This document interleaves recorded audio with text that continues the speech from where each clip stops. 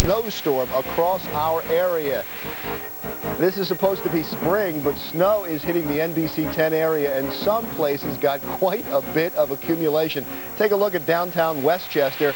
There's not much sticking to the streets and sidewalks along Market Street. It's just wet and it's messy. But on cars and some grassy areas, you can see the snow was actually piling up, and the snowfall affected visibility for drivers this morning as well. The wet roads may have been a factor in a deadly accident in Delaware this morning. 2 people were killed in a crash involving a tractor trailer and 4 other vehicles. It happened on southbound I-95 in Christiana. I-95 was shut down in both directions near the accident scene while crews cleared the vehicles.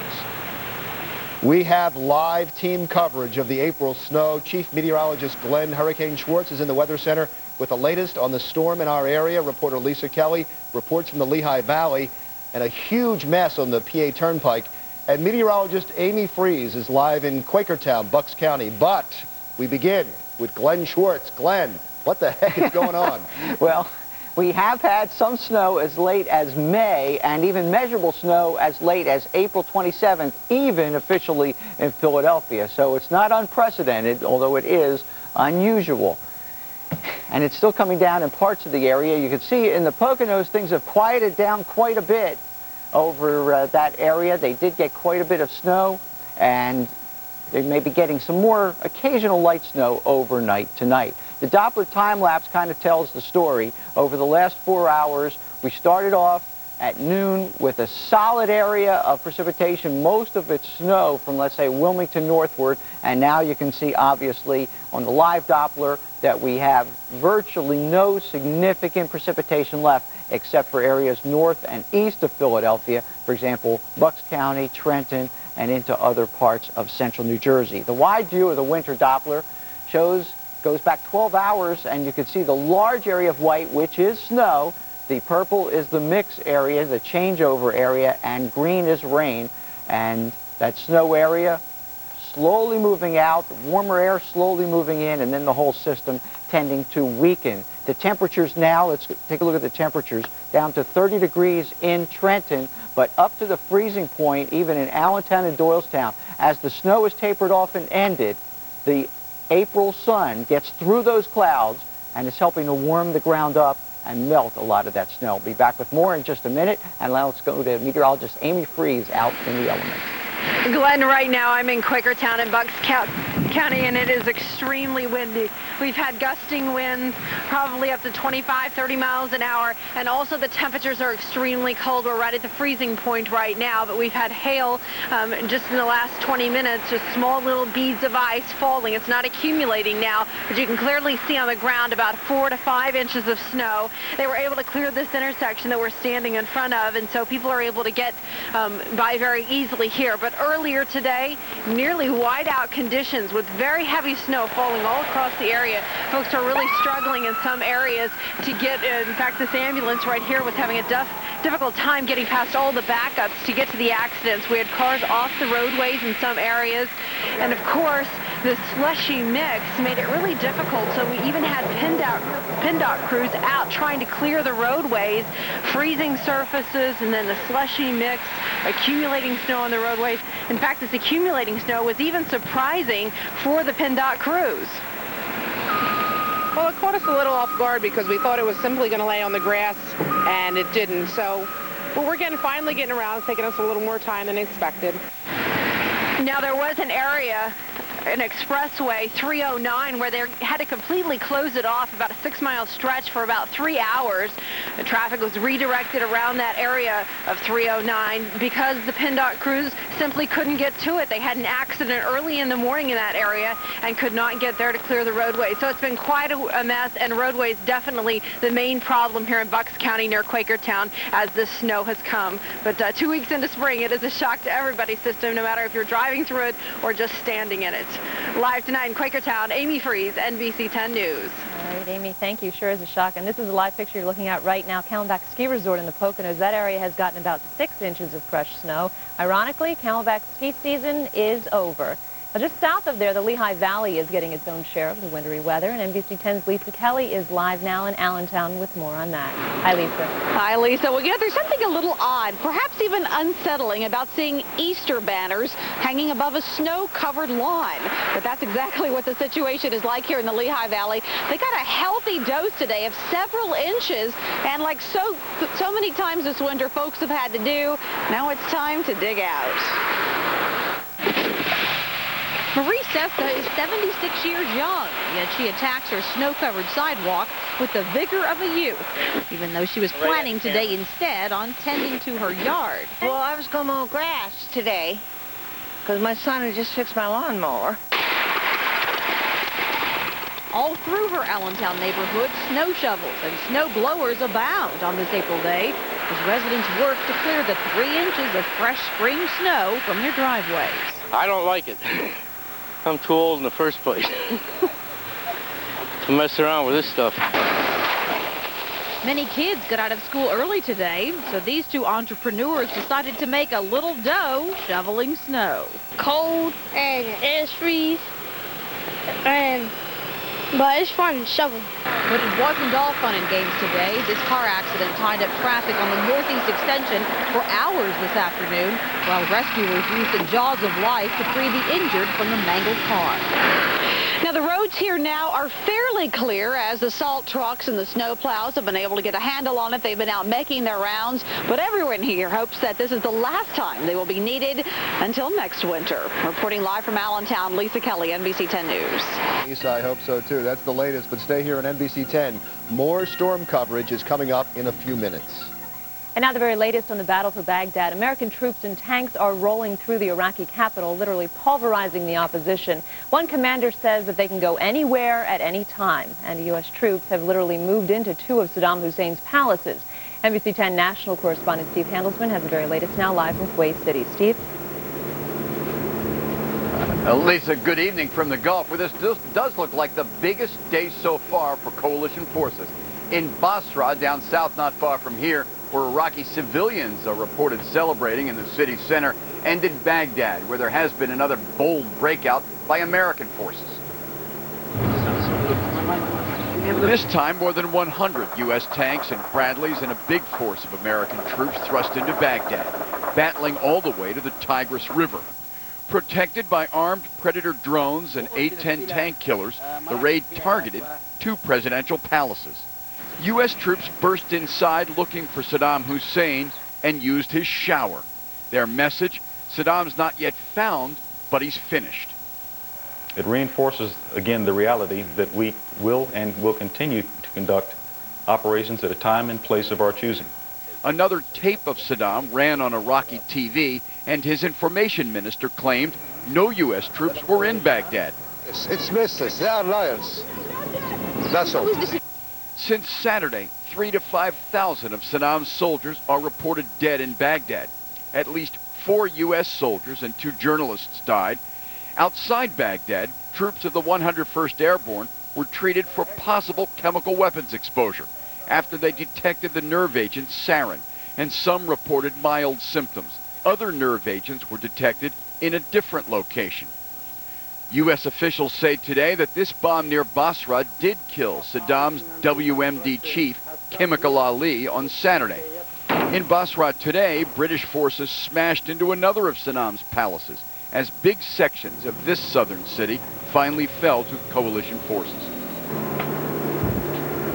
The more Iraqi territory that the coalition controls, the wider the search for chemical weapons. But despite today's scare, U.S. commanders say they cannot verify the presence of any banned weapons yet at any Iraqi site. From Kuwait City, I'm Steve Handelsman, NBC 10 News. All right, Steve, thanks a lot. A lot has happened over the weekend. On Friday, U.S. troops had secured this. This is a satellite photo of Baghdad International Airport. And they talked about just waiting to take Baghdad. But satellite photos like the one we're showing you right now changed that plan. The Republican Guard was thin and easy to take, so this weekend, the troops started their move in. Here you're going to follow the same path U.S. troops took from the international airport 12 miles to the northeast, right into downtown Baghdad on the banks of the Tigris River. American forces are now sitting in the center of Baghdad, and they're hunkered down for the long haul, now staying in Baghdad around the clock, seizing hotels and palaces for troops and field operations. Take a look. Here is new video of the new presidential palace taken over by U.S. forces today. Saddam has several of these palaces in Baghdad, opulent in every...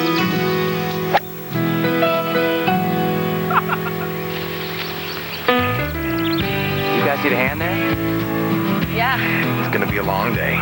Whenever you need help with your air conditioning, wherever you need it, your Bryant dealer will get it to you, whatever it takes. For a limited time, take advantage of special deals worth up to $1,000 on a high-efficiency system from Bryant. 100-mile-per-hour winds, roofs blown off houses, 20-foot storm surge, and that's just the beginning. Get ready for 5 amazing nights of the most incredible storms you'll ever see. Storm Week begins tonight on the Weather Channel with Raging Hurricane. Watch nature wreak havoc on people, property, and paradise. Raging Hurricane, it's intense. Are you ready? Storm Week starts tonight at 8 p.m. Eastern and Pacific, only on the Weather Channel. Storm Week, tonight at 8 on the Weather Channel. And now, here's your local on the 8s. Currently, the temperature is 30 degrees with light snow.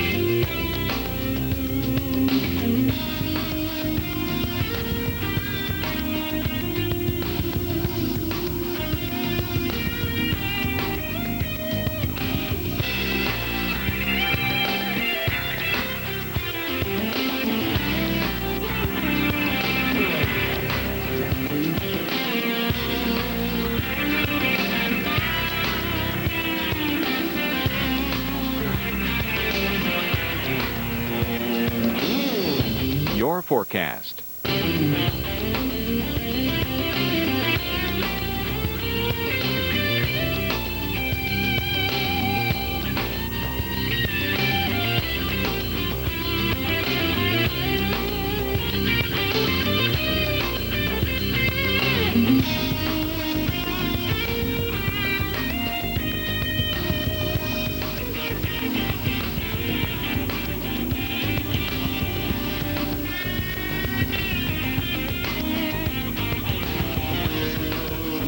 Your extended forecast.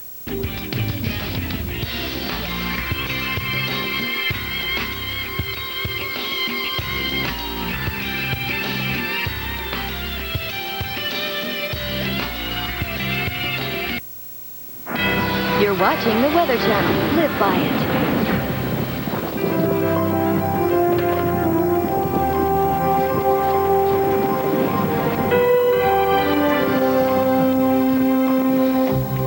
Pull up your parka hood and grab those winter gloves. And if you need to see it to believe it, just take a look. A spring snowstorm is hitting parts of the Midwest and Northeast today. Cities like Chicago, Pittsburgh, and Detroit, you're not alone. Here in New York City, the snow is still coming down. This is no Hollywood soundstage. We've got over 4 inches already in Central Park. We'll have the latest on the forecast and what we expect for the next couple of days here in the Big Apple coming up in just a few minutes. As we turn our eye to the southeast, we're also seeing some very active weather on this Monday. We'll tell you where we've been seeing some severe weather popping up. Hello and welcome to Weather Center. Jeff Morrow has the day off. I'm Warren Madden. And I'm Janetta Jones. Thanks for joining us. We're nearly 3 weeks into spring, but winter won't get with the program, Warren. A sprawling storm is dumping snow from the Midwest to the Northeast, and we're not talking about just a couple of inches either. In New York City, it's been snowing heavily ever since I got to work. If you look at this particular radar, you can see how the snow is still coming down across New York City, so not a good scenario there. Our Mike Seidel joins us live now from Central Park. Mike, how in the world did you get so lucky as to get into the thick of things yet again? The snow has found me this winter. I've been very fortunate. And here in New York City, for most people here, unfortunate that it's snowing again here on April 7th. And this is going to be already the biggest snowstorm in over 20 years in April here in New York City. And although most of the locals are ready for springtime, we did find one guy who says he loves this stuff. What a great surprise. We came up from Atlanta to take in the city for the weekend, a couple shows, and head up Monday to go skiing up at Hunter Mountain, and it's going to be great. Snow's going to be awesome. Oh, wow, this guy is pumped for the snowfall. He's heading up to Hunter Mountain this afternoon if he can get up there. Roads in the suburbs not in the best shape, but it's been snowing and blowing all afternoon. Far cry from your typical April day here in New York, where it should be about 58. We're at 30 now here in the park, and the winds have been howling in from the north and northeast with gusts 15 to 25 miles an hour. Out here at Central Park West and Columbus Circle, notice the roadways where they're traveled are slushy, and that's even amazing considering how high the sun pile of snow. Wouldn't be too bad for the moon for April. This is ridiculous. Yankees home opener was canceled today. They're going to do it again tomorrow at 4:05. Not that tomorrow's going to be any better, with temperatures tomorrow about 40 and more rain coming in later in the week. But that average high of near 60, Janetta and Warren, will probably not be reached until sometime next week. I like the way you said ridiculous. Yeah. That's right. Sums it up well. Thanks so much, Mike Seidel. We'll check back with you in about half an hour. We want to take a closer look now at that spring snowstorm. And we'll turn it over to our winter weather expert, Paul Kosin, putting in a late season appearance here at the Weather Channel with the very latest. Paul, when are we looking to see an end to all of this? Well, it had looked like a couple of hours ago there was this nice area of clearing heading for New York, and lo and behold, it filled in with more snow. So just looking at the radar right now in New York City, this is all snow, and those dark greens represent some of the heavier snows right through New York City towards Long Island. So it is a tough commute. And we've been watching an area just to the west where it seems to want to stop, but it has been filling in and filling in. So look for another inch or two of snow in New York before it finally tapers off to an unfortunate mixture of snow, light sleet, freezing rain in the evening, as temperatures only hover about where they are now through the evening. Most of the heaviest snow has moved off towards the east-northeast, but this is where we're looking at the tail edge of the storm system. And again, you can see the precipitation just filling in, so it's New York's good fortune, I say with a little wink, that they're continuing to get this snowfall. So that's broken the record probably for the day, and is the heaviest snowfall since 1982, April 6th to be exact. So we are seeing the situation where the freezing rain line had been through central New Jersey, but even Trenton, which had freezing rain last hour, changed back to snow. So even though some of the heaviest snows are passing across Long Island, there's still a significant portion of the storm to come from the west, but most of the precipitation will be light and scattered, and we'll gradually see some of the more light precipitation move from the south into New England. Look for about 2 to 4 inches of snow in areas like Boston, Albany, maybe Syracuse and Buffalo as well, as some of this energy continues to move up from the southwest. Now, as we're seeing on the satellite picture, here we can see a very widespread but becoming increasingly diffuse comma cloud.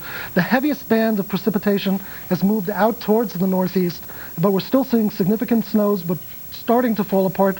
Yet there's another storm system that's going to be developing out across the southwest portion of the Gulf.